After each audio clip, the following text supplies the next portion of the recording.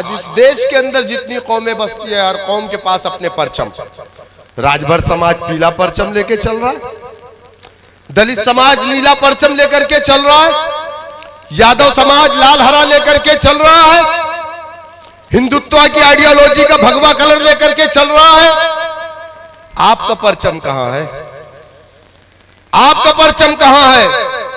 आशिकाने रसूल, मैं आपसे पूछ रहा हूं, ये हरा परचम आपका परचम है। और सियासत में अगर कामयाब होना है तो वो तरीका आका नबी करीम सल्लल्लाहु अलैहि वसल्लम के तरीके पे चल के कामयाब हो सकता है। इसी देश के अंदर मैं एकदम करंट बात कर रहा हूं, अजान पे पाबंदी लगी, इसी प्रदेश में लाउडर उतारे गए, इसी प्रदेश में नमाज आपने सड़कों पर अगर पढ़ ली तो आपके ऊपर मुकदमा, आप जेल में चले गए। कितने मिनट की नमाज? 2 मिनट, 4 मिनट या 5 मिनट? चलो बड़ी लंबे सूर्य अगर इमाम साहब पढ़ा दिए तो 8 से 10 मिनट इशा की नमाज में। 1 महीना कांवड़ यात्रा पे पूरे उत्तर प्रदेश की सड़कें बंद थी। वो किसी के बाप की सड़कें नहीं, हमारे टैक्स के पैसे से बनी हुई सड़कें थी। लेकिन आपके लिए ममानियत क्यों? कभी सोचा आपने? नहीं सोचा हमने।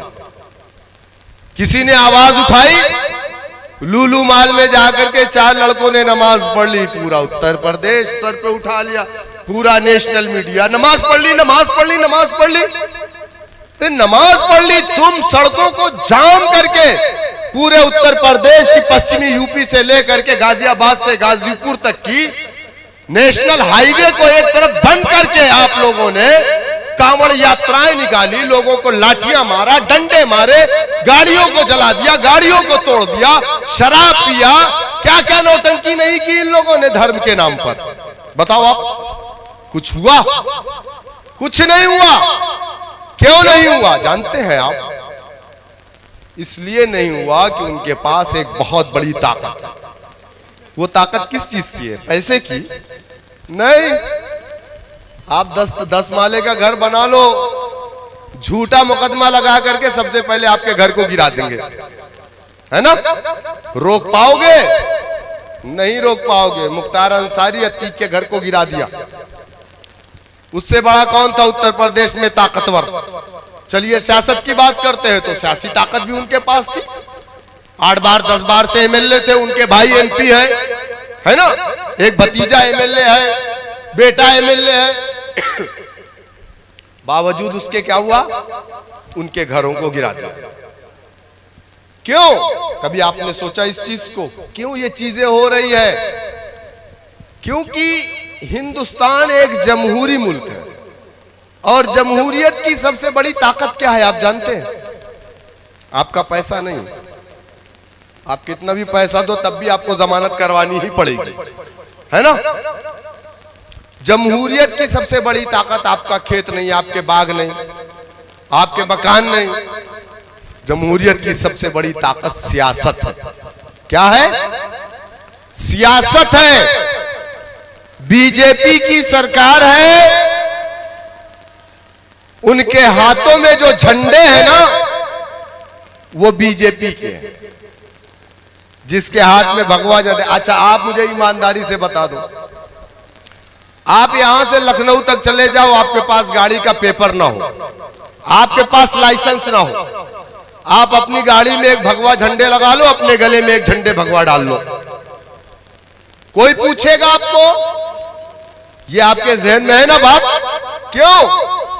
क्योंकि मालूम है उसको कि ये बीजेपी से जुड़ा हुआ आदमी है, आरएसएस बजरंग दल से जुड़ा हुआ आदमी है, इसको छूने का मतलब है दरोगा जी ने परेशान किया तो दरोगा जी सस्पेंड हो जाएंगे, है ना?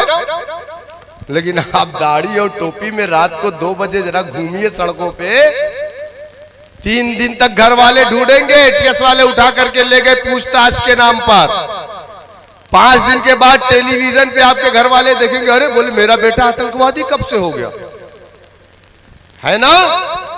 और फिर 25 साल तक आप प्रूफ करते रह जाओगे अदालत में, मैं आतंकवादी नहीं हूं, मैं आतंकवादी नहीं हूं, तब आप छूट करके आओगे, तब पता चलेगा कि एटीएस वालों ने क्या क्या किया आपके साथ।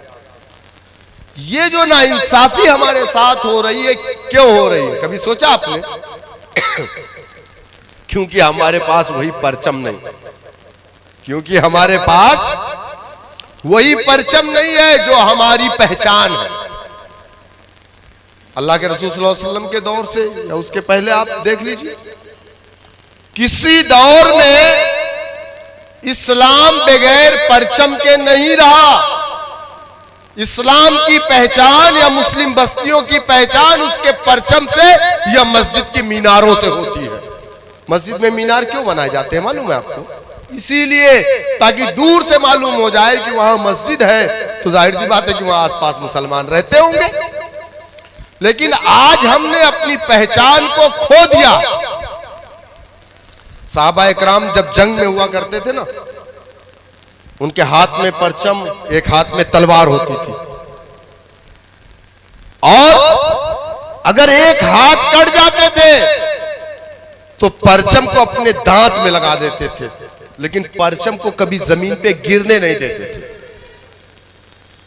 मरने से, शहीद होने से पहले उनके साथ का साथी साहबा उस परचम को अपने हाथ में लेके आगे बढ़ता था। परचम को कभी उसने नहीं छोड़ा। लेकिन आज हमारी कौम ने अपनी पहचान को मिटा दिया है। अल्लाह के रसूल सल्लल्लाहु अलैहि वसल्लम ने मीसाक़े मदीना को पढ़िएगा, दुनिया का सबसे पहला गठबंधन अगर किसी ने किया तो मेरे आका ने किया। आज दुनिया वालों को किसी ने सियासत सिखाई तो वो सबसे बड़े इस दुनिया के सियासतदान गुजरे मेरे आका नबी करीम मोहम्मद सल्लल्लाहु अलैहि वसल्लम। लेकिन एक अलग चीज है कि लोग आज सियासत आका के तरीके की नहीं पसंद करते, लोग आज सियासत यजीद के तरीके की पसंद कर रहे हैं, जिसके दिल में कुछ और जबान पे कुछ। अल्लाह के रसूल सल्लल्लाहु अलैहि वसल्लम मदीने में मुट्ठी भर सहाबा इकराम के साथ थे। यहूदी बड़ी ताकत में थे।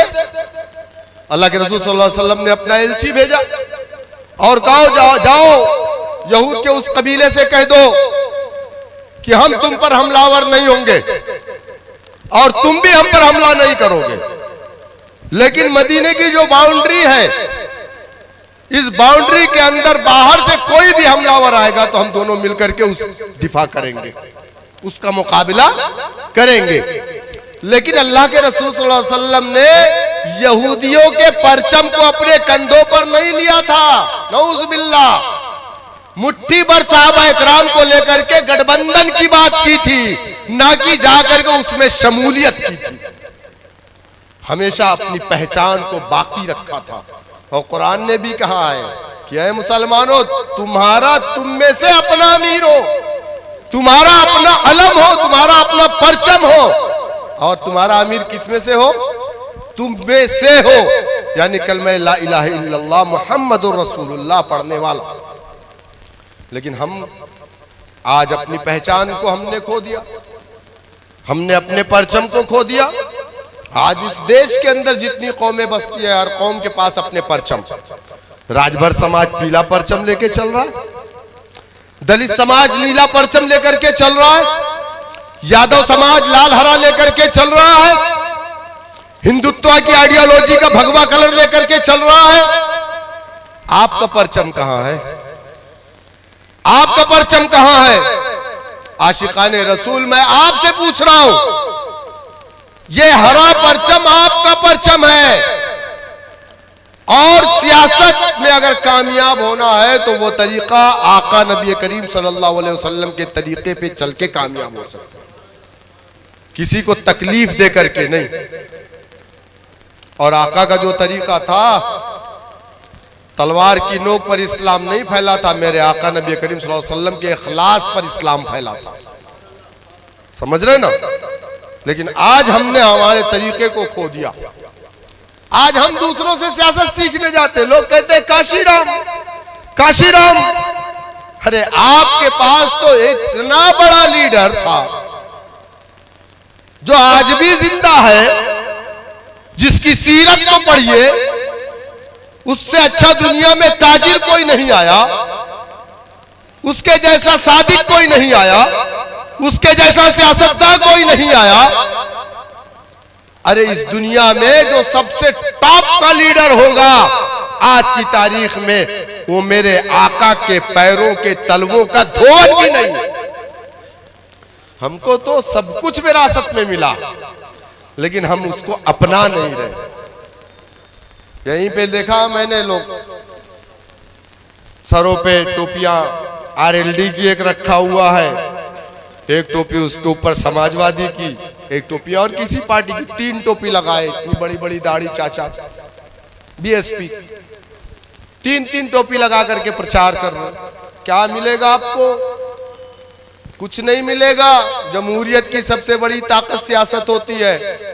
एक एमएलए जिता लोगे ना, गाड़ी छुड़वाना नहीं, हिम्मत नहीं इन खाकी वर्दी वालों की गाड़ियों को पकड़ ले। छुड़वाने की बात सेकेंडरी है, हम तो चाहते हैं पकड़ी ही ना जाए। समझ रहे ना? तो आप छुड़वाने के चक्कर में अगर है तो समाजवादी के साथ जाइए, हम तो चाह रहे हैं पकड़ना ही नहीं, तुम्हारी हिम्मत ना होगी जिस दिन एक हो जाओगे, जिस दिन मुत्तहिद हो जाओगे। गाड़ियों पे लिखवाइए एमआईएम, लिखवाइए। क्यों डरते हैं आप लोग? मैं जहां से आता हूं वहां पे 12% मुसलमान है। मैं आजमगढ़ जिले का रहने वाला हूं, वहां पे मुसलमान कितना मालूम आपको? 12-13% होंगे, बहुत ज्यादा नहीं, थोड़े से। 2013 में एमआईएम लेकर के आया था, जब मैंने झंडा लगाया, उस पे बैरिस्टर साहब की फोटो लगी, लोगों ने देखा, कहा ये तो आतंकवादियों की पार्टी है।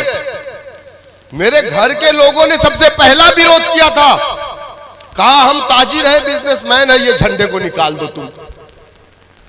हमारे घरों पे छापे भी पड़े पुलिस वालों के, लेकिन हम तो वो दीवाने थे जो इंसाफ के रास्ते पे निकले थे और इंसाफ कायम करने की बात करने के लिए निकले थे।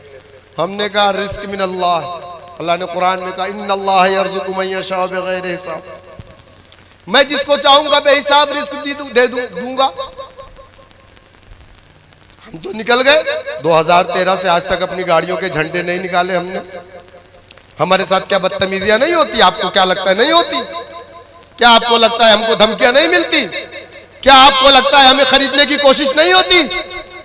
आपको क्या लगता है नहीं होती? अरे हमारे छोटे छोटे कार्यकर्ताओं की कीमत जब 20-20 हजार 50-50 हजार लगती है, तो आपको क्या लगता है कि हमें खरीदने की कोशिश नहीं होती? हमें डराने की कोशिश नहीं होती? हमें धमकाने की कोशिश नहीं होती? लेकिन नहीं, ना हम डरेंगे, ना हम झुकेंगे, ना हम बिकेंगे। हम इंसाफ कायम करने के लिए डटे रहेंगे, इंसाफ के रास्ते पर। यार दुनिया से जाओगे क्या लेके जाओगे? सिकंदर चला गया, खाली हाथ चला गया, हाथ बाहर था। यहाँ कौन लोग हैं जिसके वालिद दुनिया से गुजर गए और लेकर के चले गए, अपनी पॉकेट भर के गए? हाथ में लोहे की अंगूठी है, घर वाले निकाल लेंगे। अगर टाइट है नहीं निकलेगी, बोले कटर लाओ काट के निकालो, लेकिन अंगूठी अब्बा के साथ नहीं जानी चाहिए। यही अब्बा से मोहब्बत है। अब्बा मर जाते हैं, मेरे वालिद मर गए, मेरा क्या होगा? कोई अब्बा के लिए नहीं, अपने लिए रो रहा है। गौर करिए वर्ड पे, अल्फाज पे गौर करिए कि मेरे वालिद मर गए, मेरा क्या होगा? कोई वालिद मर गए, वालिद साहब का क्या होगा कब्र में, ये कह करके नहीं रोता। मेरे वालिद मर गए, मेरा क्या होगा? इस दुनिया से सबको रुखसत होना है, लेकिन अच्छा काम करके जाए, क्योंकि हमको आका के रूबरू होना है। आका के रूबरू होना है। हम सियासत को इबादत समझ करके करते हैं। हम सियासत को वो सियासत नहीं करते जो दूध में पानी मिलाने वाले मिलावटखोर करते हैं, वो सियासत हम नहीं करते। आप उनसे वफा की उम्मीद रखते हैं जिन लोगों की खानदान के लोगों ने अपना जरिया ही बनाया मिलावटखोरी से। दूध में पानी मिला करके धोखा दिया कि नहीं दिया? अरे धोखेबाज समाज से क्या उम्मीद कर सकते हैं हम कि ये इंसाफ करेगा? नहीं करेगा, कभी नहीं करेगा। आपके लिए कोई लड़ाई लड़ने नहीं आएगा, आपको अपनी लड़ाई को खुद लड़ना पड़ेगा। मैं आपका नेता बनने नहीं आया हूं। बैरिस्टर साहब ने बार बार कहा कि मैं उत्तर प्रदेश में नेता नहीं बनना चाहता, मैं उत्तर प्रदेश में नेता बनाने आया हूं।